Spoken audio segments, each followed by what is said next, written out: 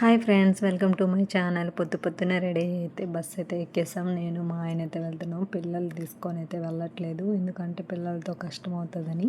మేమైతే అరుణాచలం అయితే వెళ్తున్నాం అనమాట. 2 సంవత్సరాలు నాకు కళ అయితే కలగానే అనిపిస్తుంది. వెళ్తామా లేదా ఇదే ఆలోచన. వెళ్ళలేకి ఈవినింగ్ అయింది.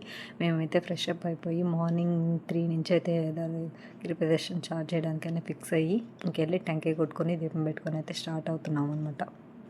హాయ్ ఫ్రెండ్స్, ఇప్పుడైతే గిరి ప్రదక్షిణ అయితే స్టార్ట్ చేసాము. కరెక్ట్గా 3 అవుతుంది టైము. మరి ఏ టైంకి అవుతుందో తెలీదు, చూడాలి. ఓకేనా, బాయ్. నైట్ గిరి ప్రదక్షిణ చేసి మార్నింగ్ దర్శనానికి వెళ్ళొచ్చు, కానీ అలా వద్దు.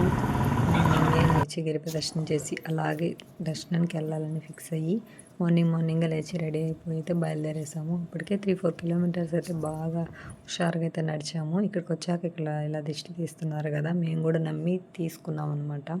ఎంతవరకు నిజం అనేది తెలియదు, బట్ నమ్మకంతో అయితే తీసుకున్నాను. ఇంకొంచెం దూరంకి వెళ్ళాక ఇక్కడేమో జింకేమో కనిపించింది. నాకైతే చాలా హ్యాపీ అనిపించింది. తల దగ్గరగా కూడా ఉన్నింది. కాళ్ళు అయితే చాలా పీకేస్తున్నాయి, కానీ ఆ శివయ్య నమ్ముకొని అయితే ముందుకు పోతూ ఉన్నాము. మొత్తానికైతే కూర్చున్నా కాసేపు అయితే అక్కడ.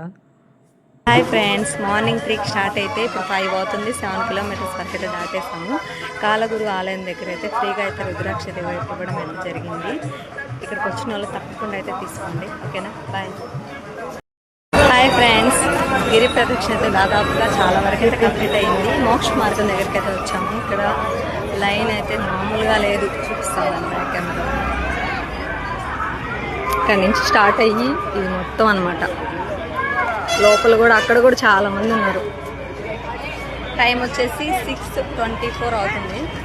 ఎంత టైం పడుతుందో మరి వెయిట్ చేయాలి. హాయ్ ఫ్రెండ్స్, మొత్తానికి మార్నింగ్ 3కి గిరి ప్రదర్శన స్టార్ట్ చేస్తే ఇప్పుడు 8:40 అవుతుంది.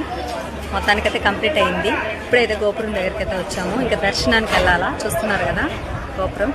ఇక్కడ ఉన్న వాళ్ళు అయితే అడిగామన్నమాట, గిరి ప్రదక్షిణ చేశాక భిక్షాటన చేయాలా, లేదంటే ముందు భిక్షాటన చేసి గిరి ప్రదక్షిణ చేయాలని అడిగితే గిరి ప్రదక్షిణ చేశాకే భిక్షాటన చేయండి అని చెప్పారు. ఇలా భిక్షాటన చేయడానికి ఏంటంటే కారణం, మనకున్న కోరికలు ఏదైనా మొక్కు ఉంటే ఇలా అయితే చేస్తారనమాట, తీరుతుందనే నమ్మకంతో. నేను కూడా గట్టిగా కోరుకుని అయితే నేనైతే భిక్షాటన అయితే చేశానమాట.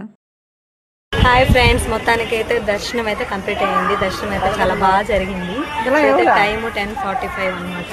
2 సంవత్సరాలు నాకు అలా ఈ రోజుకైతే నెరవేరింది. అసలు అలాగా ఉందన్నమాట. చాలా హ్యాపీగా ఉంది.